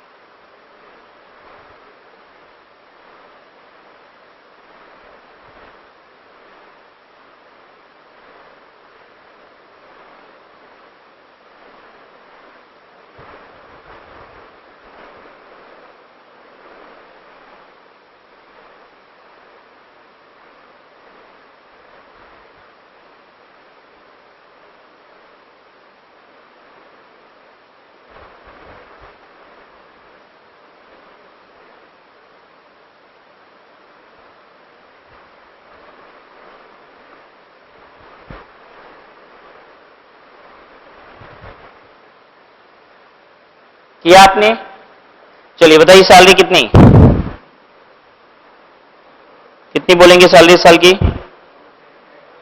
35,000 इंटू 12। कोई एरियर नहीं है, there is no arrear. Arrear कब होता है? जब रेट्रोस्पेक्टिव इफेक्ट से सैलरी पिछले साल की बढ़ा दी जाए। ठीक है, ध्यान दीजिएगा, ये तो इसी साल की सैलरी इनकम है। पता है वो एरियर क्यों बोलते हैं उसे? क्योंकि पिछले साल की इनकम टैक्स रिटर्न वगैरह फाइल हो गई। पिछले साल की इनकम कितनी थी वो तो हमने बताई थी ना। इस साल का भी कोई हिसाब थोड़ी ना हुआ है। हमने क्या गवर्नमेंट को अभी अपनी इनकम बताई है? नहीं। 3 महीने बाद एम्प्लॉयर ने रिवाइज कर दी, तो इसी साल सैलरी पे इनकम पे टैक्स दे दीजिए ना। याद रहेगा। अब एरियर का मतलब जहां भी रेट्रोस्पेक्टिव इफेक्ट से बढ़ा तो इसका मतलब एरियर नहीं हो जाता। एरियर तब है जब पिछले साल के रिस्पेक्ट में रेट्रोस्पेक्टिव इफेक्ट से बढ़ा। क्लियर है सबको? चलिए ध्यान दीजिए, अभी इधर क्या लिख रहे हैं, हम क्वेश्चन चेंज कर रहे हैं।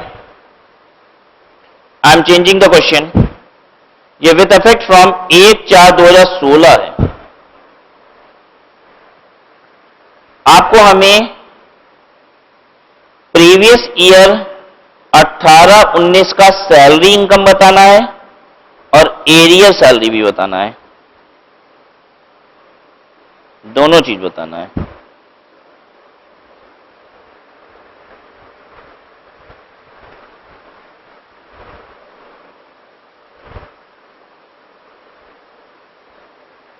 एक जुलाई 2018 को एम्प्लॉयर ने अनाउंस किया कि 1/4/2016 से हम आपका कितना कर रहे हैं? 35,000। ठीक है, तो आप ये भी जानना चाहेंगे कि पहले मेरी सैलरी कितनी थी। ठीक है, चलिए आपको बता दें कि अभी तक मेरी सैलरी 30,000 ही चल रही थी जो ऊपर दिया हुआ है। 1/4/2018 को 35,000 की गई है। कब से? 1/4/2016 से। और इसके पहले तक सैलरी कितनी चल रही थी? 30,000 रुपीज।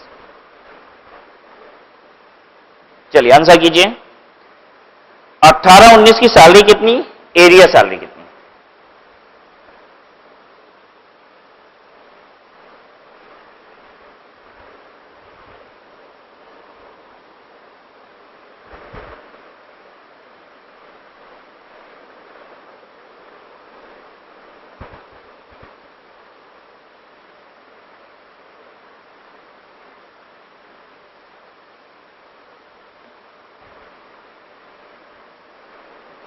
सैलरी कितनी हो जाएगी? 35,000 इंटू 12। और एरिया कितना हो जाएगा? 5,000 इंटू हाउ मच? 24। 24 महीने का एरिया आएगा हमको। क्लियर है सबको? चलिए अगर क्लियर है तो अब अगली चीज पढ़ते हैं।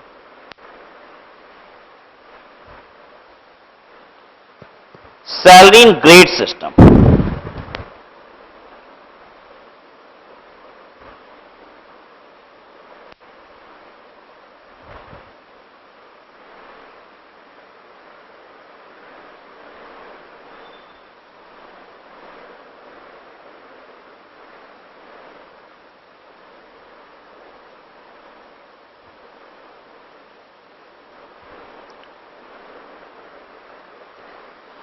कभी न्यूज़पेपर में किसी सरकारी नौकरी की वैकेंसी का ऐड देखिएगा तो पता है आपको कैसे दिखाई देगा, उसमें लिखिएगा सैलरी ऐसे, सैलरी मतलब लिखा रहता है ना कि कहां की पोस्टिंग है, क्या है, फिर सैलरी क्या मिलेगी, तो वहां सैलरी पैसे लिखा रहता है 30,000 डैश 500 डैश 35,000 डैश 1,000 डैश 45,000। देखा है कभी आपने ऐसा? कभी ऐसा नहीं लिखा होता। सरकारी नौकरी की अगर वैकेंसी होगी ना तो कभी ऐसा नहीं लिखा होगा सैलरी 35,000 40,000 या 45,000, वो ऐसे लिखा रहता है लंबा चौड़ा 30,000 डैश 500 डैश 35,000 डैश 1,000 डैश 45,000। इसी को कहा जाता है ग्रेड सिस्टम। ठीक है, ये डिनोट कर रहा है कि किस कदर आपको सैलरी बढ़ती जाएगी, ये भी बता रहा है। ठीक है, अब बेसिकली ज्यादातर केसेस में ये सब सरकारी नौकरियों में होता भी है। प्राइवेट नौकरियों में ग्रेड सिस्टम नहीं होता कि आप धीरे धीरे सैलरी ज्यादा पाते जाओगे। अगर आप उस लायक नहीं होगे तो मार के निकाले जाओगे, और अगर लायक होगे तो हो सकता है 50,000 से सीधे 2 लाख पे छलांग कर जाओ। ठीक है, तो देखिए आप सब वो प्रोफेशनल बनने वाले हो जिनको गवर्नमेंट कंपनी हायर नहीं कर पाएगी क्योंकि आपकी पे पैकेज हाई होती है। नॉर्मली आपको जो कंपनी हायर करती है वो कौन सी होती है? प्राइवेट कंपनी सी। ठीक है, रेयर केसेस होते हैं, कम केसेस होते हैं जहां पे गवर्नमेंट कंपनीज आपको हायर करती है। ठीक है, प्राइवेट कंपनी जब आपको हायर करती है तो आपको ग्रेड सिस्टम नहीं बताती। पता है आपको सैलरी कैसी बताई जाएगी? आपको सैलरी ऐसी बताई जाएगी 12 लाख रुपीज पर एनम, बस हो गया, उसमें डैश फैश ये सब नहीं होगा। ठीक है, अब उसके बाद अगली बार क्या होगा, कैसे ग्रोथ होगी, क्या होगी, सब कंपनी डिसाइड करेगी आपके वर्किंग एबिलिटी पे। अगर लगेगा कंपनी को कि आप उस लायक नहीं हो तो हो सकता है निकाल भी दिए जाओ। ठीक है, हो सकता है कि 2 महीने बाद आपको बताया जाए कि आपको इतनी सैलरी नहीं मिलेगी, आपकी सैलरी कम की जाती है। ये भी होता है। किसी सरकारी नौकरी में ये नहीं होता। एक बार नौकरी लग गई 20,000 पे तो अब 22 ही होगी, 20 से नीचे तो नहीं होगी, इस बात की गारंटी है। ठीक है, तो आइए इस ग्रेड सिस्टम का मतलब समझते हैं। इस ग्रेड सिस्टम का मतलब क्या है?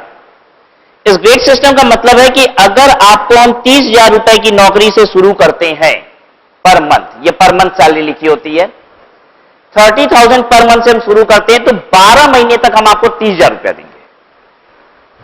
ठीक है, मतलब 12 बार हम क्या देंगे आपको? 30,000। फिर उसके बाद 13वीं सैलरी जो देंगे, 13th सैलरी, वो पता है कितनी देंगे? 30,500। ये 500 बढ़ जाएगा। ठीक है, ये डैश देके जो लिखा होता है वो होता है इंक्रीमेंट आफ्टर 12 सैलरीज। ठीक है, तो हम पहली सैलरी से, फर्स्ट सैलरी से लेके 12th सैलरी तक जो आपको देंगे वो कितना देंगे जल्दी बताइए? 30,000 पर मंथ। ये ग्रेड का मतलब है। फिर उसके बाद 13th सैलरी से लेके पता है कब तक? 24th सैलरी तक, 24वीं सैलरी तक कितना देंगे हम आपको? 30,500 पर मंथ। फिर 25वीं सैलरी से, 25वीं सैलरी कब आएगी? 25 महीने बाद। ठीक है, 25वीं सैलरी से लेके 36वीं सैलरी तक जो हम आपको देंगे वो कितना देंगे? 31,000। 500 रुपए बढ़ाएंगे। कब तक बढ़ाएंगे 500 रुपए पता है? जब तक कि आप यहां ना पहुंच जाए 35,000। 500 रुपए बढ़ाते जाएंगे जब तक कि आप 35,000 ना पहुंच जाए। ठीक है, 500 रुपए बढ़ाएंगे। ये 500 रुपए इंक्रीमेंट पर मंथ है, but will be increase after 12 months.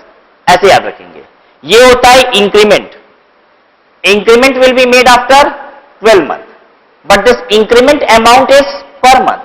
500 रुपए पर मंथ की बढ़ोतरी होगी 12 महीने के बाद। फिर 12 महीने के बाद फिर 500 रुपए महीने की बढ़ोतरी होगी। कब तक होगी? जब तक कि आप 35,000 नहीं पहुंच जाते। जब 35,000 पहुंच जाएंगे तो पता है क्या होगा? फिर 1,000 बढ़ेगा। फिर आपको मिलेगा 12 बार 36,000, फिर 12 बार 37,000, फिर 12 बार 38,000। कब तक? जब तक कि 45,000 नहीं पहुंच जाते। और जब 45,000 पहुंच जाओगे तब नहीं बढ़ेगा। अब आपको कितना मिलेगा? 45,000। ठीक है, बेसिकली अब क्या होता है, जब आप 45,000 पे पहुंचते हो तो प्रैक्टिकली अब क्या होता है कि एम्प्लॉयर आपको एक दूसरे ग्रेड में डाल देता है। अब एक दूसरा ग्रेड मिल जाता है आपको 45,000 डैश 2,000 डैश इतना, ठीक है, एक दूसरा ग्रेड मिल जाता है, ठीक है, फिर उसके हिसाब से बढ़ता है। अगर आपको नया ग्रेड नहीं मिला तो इसका इंप्लाइड मीनिंग क्या है कि आपकी सैलरी अब 45,000 रुपए ही रहेगी। क्लियर है सबको? अगली बात समझिएगा,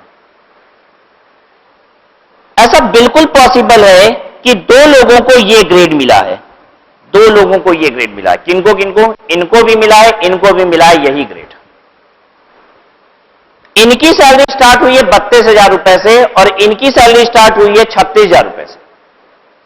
अगर इनकी सैलरी 32,000 से स्टार्ट हुई है तो पता है इसका मतलब क्या है?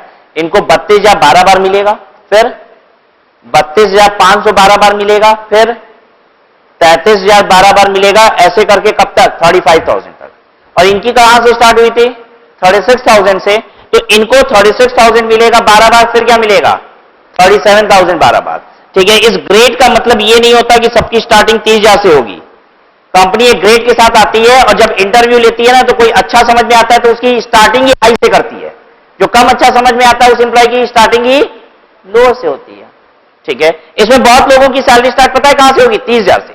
मतलब कंपनी ने डिसाइड किया बेस 30,000 है, यहीं से देंगे, लेकिन कभी कभी कोई अच्छा मिल जाता है तो कहते हैं चलिए आपको 35 से स्टार्ट कराएंगे, आपको 32 से स्टार्ट कराएंगे, लाइक दैट। समझ में आ गया सबको? तो जब हम ये बोलेंगे ग्रेड तो आप ये मत सोचिएगा कि 30,000 से स्टार्टिंग होगी, स्टार्टिंग कहीं से भी हो सकती है, बढ़ेगा इस सिस्टम के हिसाब से, ठीक है बात। अब एग्जाम में कैसे क्वेश्चन आते हैं इस ग्रेड सिस्टम पे? आपसे कहता है कि एम्प्लॉय ने ज्वाइनिंग की थी 1/5/12 को, ठीक है, किस ग्रेड में? इस ग्रेड में।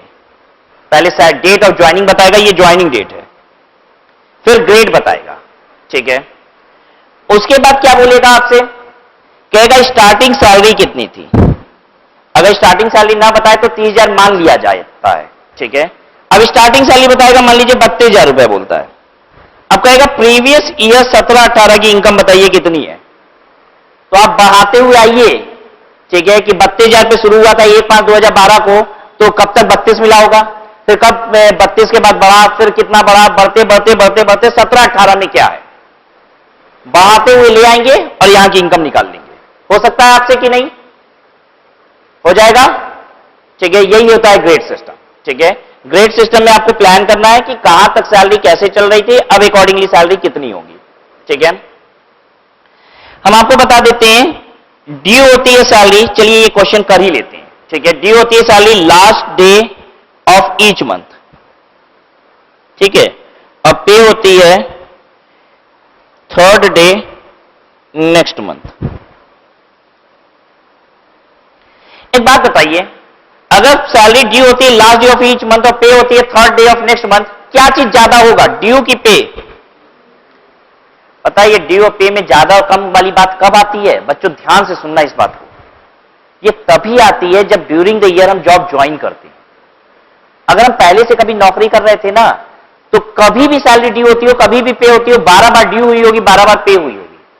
अरे हर महीने कुछ ना कुछ ड्यू भी होगी, हर महीने ही कुछ ना कुछ पे होगी।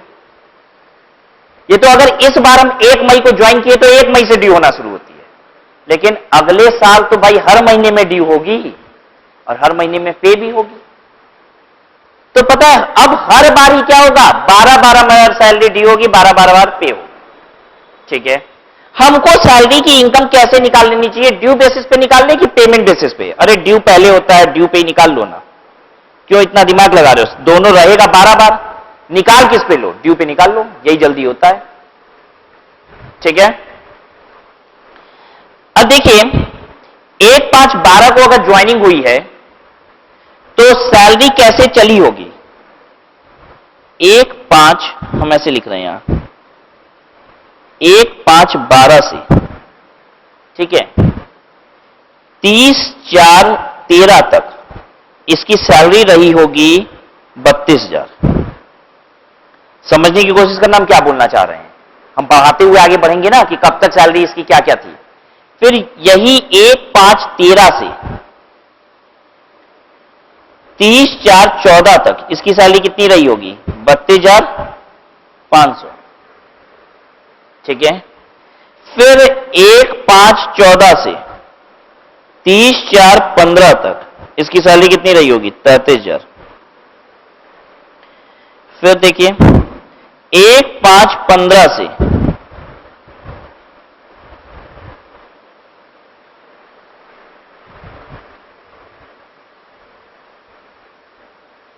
1/5/15 से इसकी सैलरी क्या रही होगी? 30/4/16 तक 33,500। अभी कहां तक चलेगा? 35,000 तक चलेगा ना। तो अब 1/5/16 से 30/4/17 तक इसकी सैलरी रही होगी 34,000 और 1/5/17 से 30/4/18 तक इसकी सैलरी 35,000।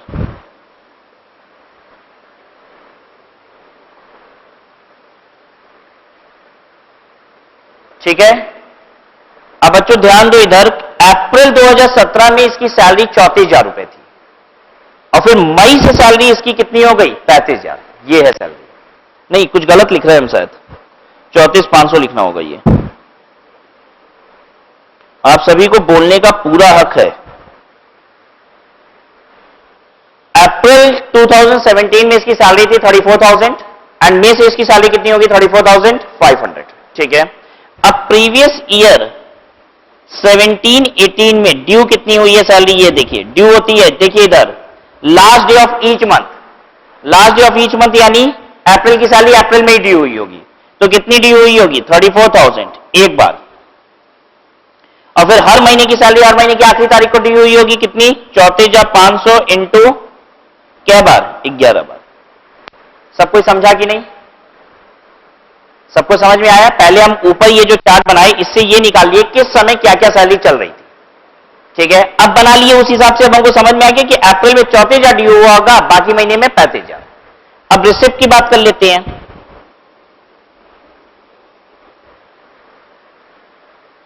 सैलरी रिसीव कर, हाँ,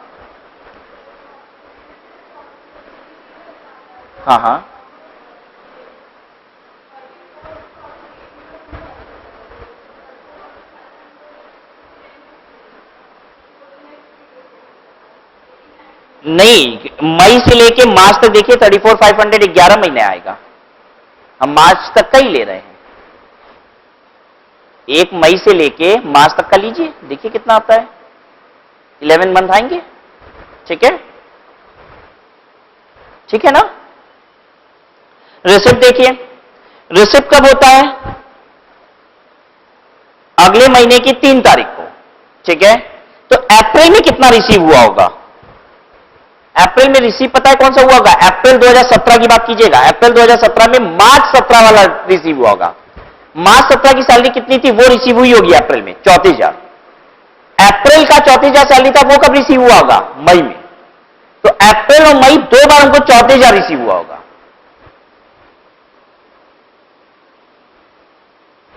फिर उसके बाद बाकी के 10 महीने में कितना रिसीव हुआ होगा? 34,500। अगर जोर पड़ रहा है दिमाग पे तो हमें बोलिए।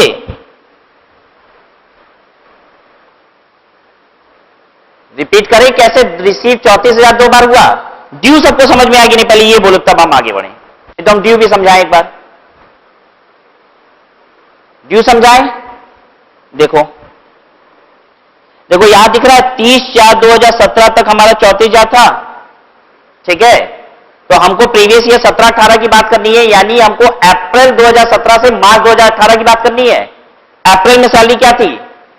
34,000। ठीक है। अब मई से सैलरी कितनी हो गई? 34,500। ठीक है। तो ड्यू एक बार 34,000 हुआ और 11 बार फिर क्या ड्यू होगा? 34,500। अरे ड्यू तो 12 बार होगा, ये हमको समझ में आ रहा है ना। एक बार 34,000 हुआ तो 11 बार क्या होगा? 34,500। अब रिसीव की बात करते हैं। बेसिकली अप्रैल की सैलरी जो रिसीव होती है वो मई में होती है, अगले महीने की 3 तारीख को। तो अप्रैल में जो सैलरी रिसीव हुई होगी वो मार्च वाली हुई होगी। तो मार्च में भी तो 34,000 सैलरी थी मार्च 2017 में, वो अप्रैल में रिसीव हुई तो 34,000 अप्रैल में रिसीव हुआ। मई में कितना रिसीव हुआ? मई में भी तो 34,000 हुआ रिसीव। जून से हमको रिसीव होना शुरू हुआ कितना? 34,500। तो 2 बार रिसीव हुआ 34,000 और अरे हम 12 लिख दिए क्या यहां? कितना लिखे? 10। 10 बार क्या रिसीव होगा हमको? 34,500। क्लियर है सबको? निकाल लीजिए कितना हुआ। तो इस तरीके से आप ग्रेड सिस्टम को यूज करेंगे और इनकम निकालेंगे। ये पहला वाला 4,13,500, दूसरा वाला 4,13,000। इनकम कितनी कहलाएगी सैलरी की? 4,13,000।